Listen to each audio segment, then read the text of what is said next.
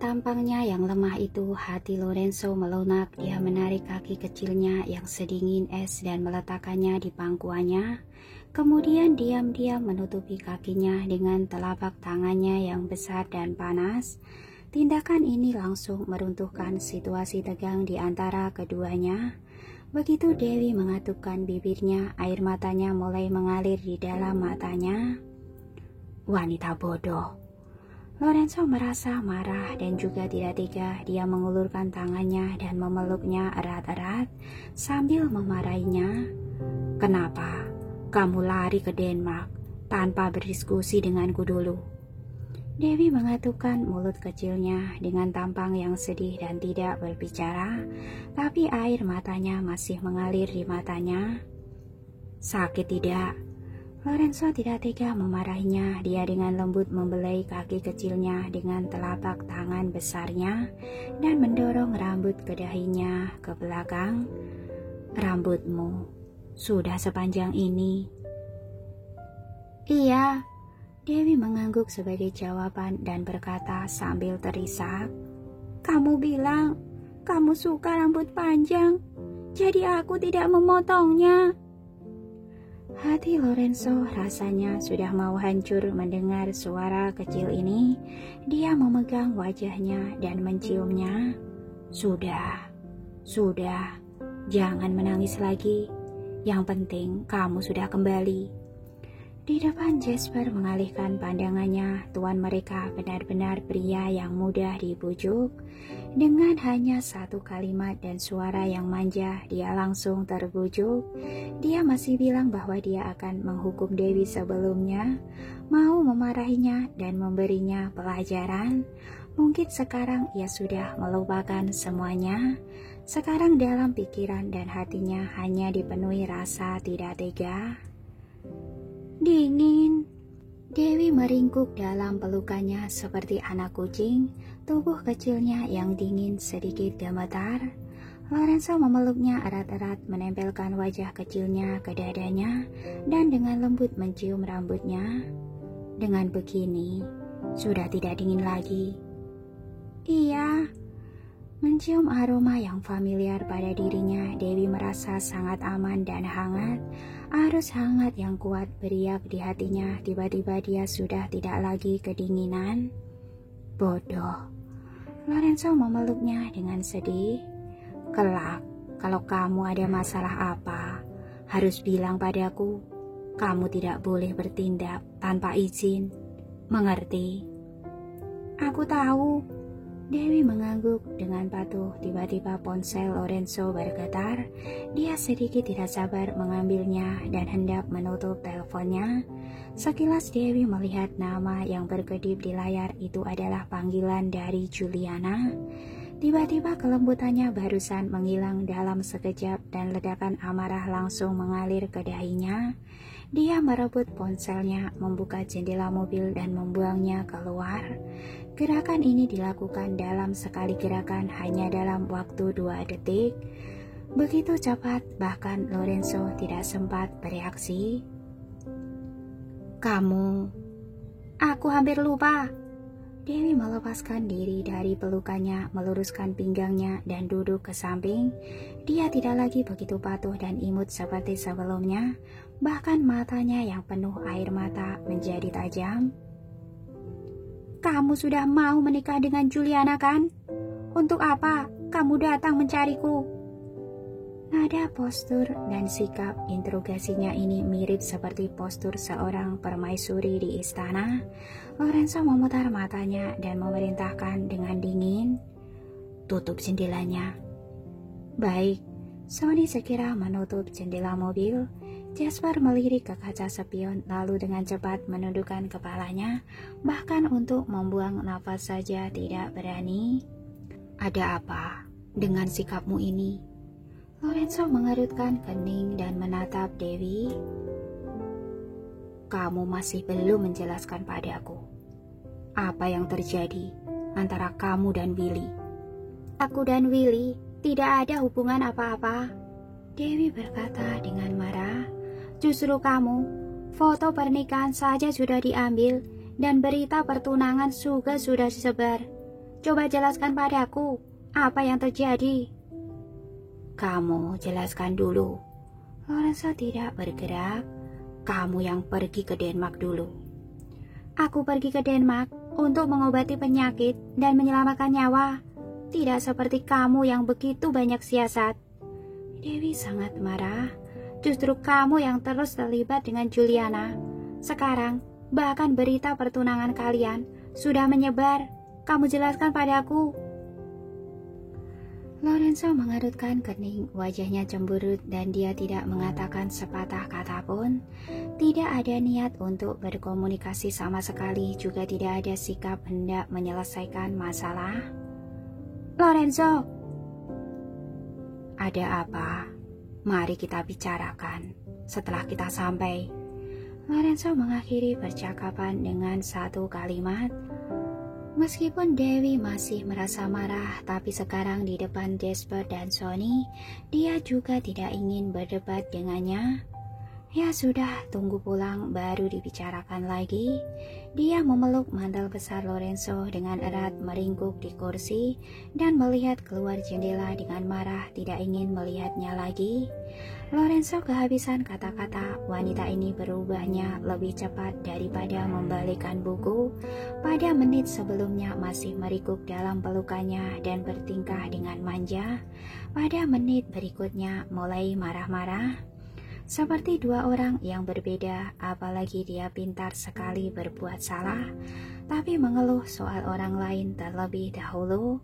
Jelas-jelas dia yang pergi ke Denmark untuk mencari Willy dulu. Sekarang dia tidak bisa menjelaskannya dengan jelas, malah mempertanyakan hubungannya dengan Juliana. Apa-apaan itu? Sedangkan Dewi, dia saat ini juga merasa sangat marah.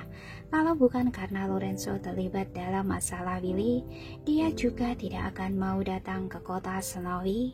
Jelas-jelas dia pergi ke Denmark untuk mengobati penyakit dan menyelamatkan nyawa. Sedangkan dia dengan Juliana selalu terjerat dalam hubungan yang tidak jelas. Sampai sekarang Juliana masih menelponnya. Dia bahkan menjelaskannya saja tidak mau, seolah-olah dia tidak berhak untuk mempertanyakan urusannya. Tapi Lorenzo malah ingin mengambil kendali penuh atas urusannya. Apa-apaan itu? Apa hanya dia yang boleh marah, tapi dia bertanya saja tidak boleh? Keduanya marah satu sama lain sepanjang jalan dan kembali ke kastil.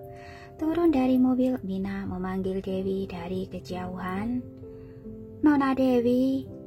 Dewi bergegas mendekat. Mantel besar Lorenzo melilit tubuhnya seperti seperai besar, jatuh ke tanah dan terseret, tapi dia tidak peduli sama sekali. Ada apa? Apa lukamu sakit? Sebentar lagi sampai di rumah. Aku akan mengobati lukamu. Dewi bertanya dengan khawatir. Lukaku tidak parah, tapi... Mina menatap Lorenzo dengan takut, kemudian mendekat ke samping telinga Dewi dan berkata, Aku baru saja menelpon pangeran, tapi ponselnya tidak terhubung.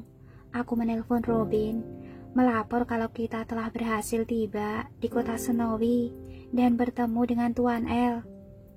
Robin memintaku untuk menjagamu dengan baik, lalu tidak mengatakan apa-apa lagi.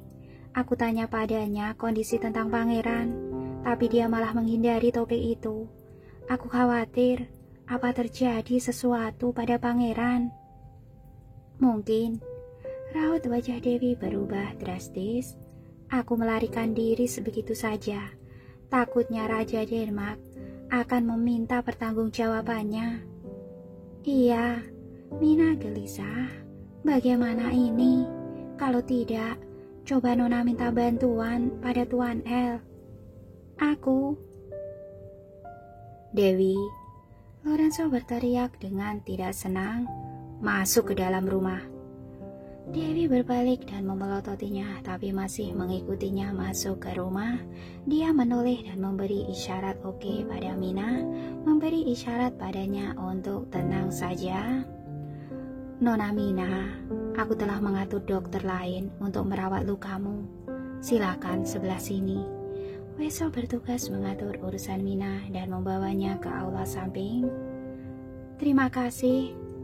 Dewi mengikuti Lorenzo memasuki kastil Nola serta yang lainnya menyambut mereka dan berkata dengan penuh semangat, Nona Dewi, senang Anda kembali.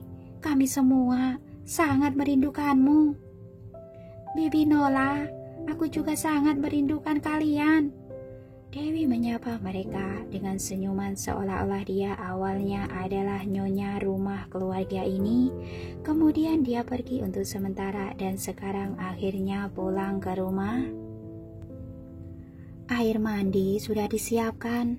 Naiklah dan nikmati dulu air panasnya. Kami akan membawakan makanan nanti. Nola tahu kebiasaan Dewi setelah pulang dia akan mandi dulu, lalu makan di kamarnya sambil mengenakan piyama. Itu adalah hal yang paling membahagiakan baginya. Iya, terima kasih Bibi Nola, terima kasih semuanya. Sama-sama, Nona Dewi, selamat datang kembali ke rumah. Para pelayan sangat menyukai Dewi karena dia ada. Suasana hati Lorenzo akan lebih baik dan hidup semua orang akan jauh lebih mudah. Kastil dingin ini baru terasa seperti sebuah rumah. Lorenzo melihat sikap ramah Dewi ketika berbicara dengan para pelayan. Bibirnya sedikit melengkung. Dia suka melihatnya berintegrasi masuk ke dalam hidupnya, suka melihat tampangnya yang hidup dan berisik di rumah ini. Aku naik dulu. Pergilah. Dewi menyeret mantel dan besar itu naik, tapi karena kakinya terluka, dia berjalan agak lambat. Lorenzo sudah menaiki tangga, sengaja memperlambat langkah kakinya untuk menunggu Dewi, tapi dia masih tidak bisa mengejarnya. Dia mengerutkan kening, berhenti dan mengulurkan tangan padanya. Dewi mengatupkan mulutnya dan memelototinya, tapi masih mengejarnya dan meletakkan tangan kecilnya di telapak tangannya yang besar. Kemudian dengan sedikit kekuatan dia menggendongnya. Mantel besar di tubuhnya tergelincir ke atas tangga, tapi dia tidak menghentikan langkah kakinya. Dia memeluknya menaiki tangga dan berjalan menuju kamar.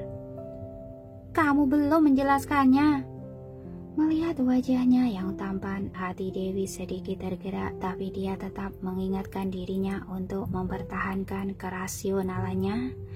Kali ini dia harus mencari tahu apa yang terjadi antara dia dan Juliana. Lorenzo mengabaikannya dan tidak menjawabnya secara langsung. Dia menggendong kembali ke kamar, menendang pintu kamar mandi dan melemparkannya langsung ke dalam bak air rendam yang sudah disiapkan. Biur, percikan air terlempar kemana-mana. Dewi merangkak bangun dengan menyedihkan, berbaring di tepi bak mandi sambil terengah-engah. Lorenzo meliriknya dan membuka kancing bajunya sendiri. Lorenzo, kamu bajingan! Dewi tersadar, dia menepuk air dalam bak mandi dan mengumpat dengan marah. Kalau aku bajingan, kamu apa? Lorenzo membuang kemeja yang telah dilepasnya ke samping, lalu mulai melepas celananya.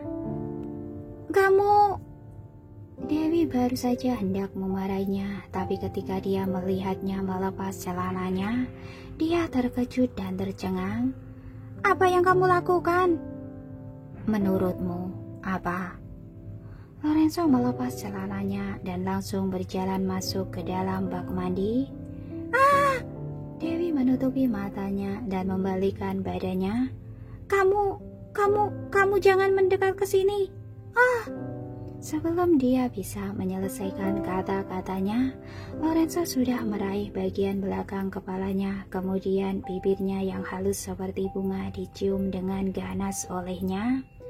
Matanya membelalak keheranan dan ketika dia mau melawan, dia ditekan ke tepi bak mandi, kedua tangannya digenggam olehnya dan diangkat di atas kepalanya. Ciuman instan menyapu seperti badai, membuatnya bingung harus berbuat apa. Dewi lupa melawan dan tidak tahu bagaimana menolaknya. Tubuh mungilnya gemetar di pelukannya, membiarkan antusiasmenya yang liar menyapu dirinya. Suhu di kamar mandi berangsur-angsur menjadi panas. Kedua orang yang sudah lama tidak bertemu tidak bisa lagi menekan kerinduan yang melanda. Mereka terjalin dengan erat. Pada saat dia hendak menembus pertahanan terakhir, Lorenzo memegangi wajahnya dan bertanya dengan terengah-engah, "Apa kamu takut?" Tubuh kecil Dewi bergetar, matanya yang besar dan jernih penuh dengan kepanikan, tapi kedua tangannya memeluk pinggangnya, menariknya ke arahnya. "Akan sakit, tahan sedikit ya." Lorenzo menyerbu masuk sambil menggigit telinganya seperti binatang buas menggerogoti dirinya. Seluruh tubuh Dewi melengkung kesakitan, air mata mengalir di pipinya. Dia menggigit bahunya dengan keras dan memeluk pinggangnya erat-erat dengan tangannya. Kukunya sudah hampir menusuk masuk ke kulitnya. Lorenzo sangat puas dengan reaksinya, menciumnya dan bergerak secara perlahan. Pada saat ini keduanya akhirnya menjadi satu sepenuhnya. Tidak ada lagi penghalang. Dewi pernah berfantasi tentang hari ini. Dia mengira bahwa dia akan meronta, merasa takut dan menolak, tapi sampai saat itu dia baru tahu ternyata di hadapan pria yang dicintainya dia juga bersedia. Lorenzo merasakan kemurnian dan kepolosannya dan tidak bisa menahan perasaan kasihan padanya. Dia tidak berani terlalu lancang atau terlalu keras. Ia pun memperlakukannya dengan lembut.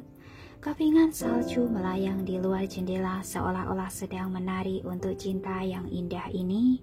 Setelah sekian lama, Dewi meringkuk dalam pelukan Lorenzo dengan lelah.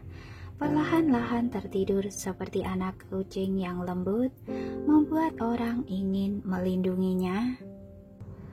Lorenzo menatapnya dengan lembut, berpikir bahwa dia yang biasanya sangat sombong dan mendominasi sama sekali berbeda dengan dirinya yang sekarang.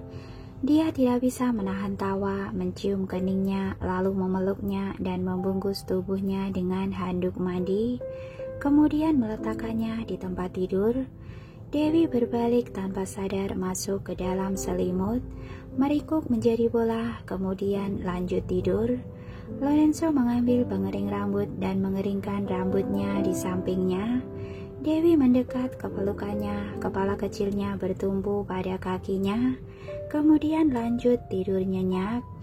Jari ramping Lorenzo memainkan rambutnya dengan lembut dan penuh perhatian. Sekira rambutnya selesai dikeringkan, dia merapikannya sebentar, lalu menyandarkan kepalanya di tangannya sambil berbaring miring di sampingnya dan menatapnya dengan tenang. Pada saat itu tampangnya yang patuh sangat imut hingga ia tidak bisa menahan diri untuk tidak menciumnya. Dia membungkuk dan mencium keningnya, ujung hidungnya, lalu pipinya. Kemudian terakhir dia menggigit bibirnya dengan pelan sehingga membangunkannya. Dewi dengan linglung mengeluarkan suara tanpa sadar menyelinap masuk ke dalam pelukannya dan mulai meraba-raba tubuhnya dengan tangan kecilnya. Dasar mesum.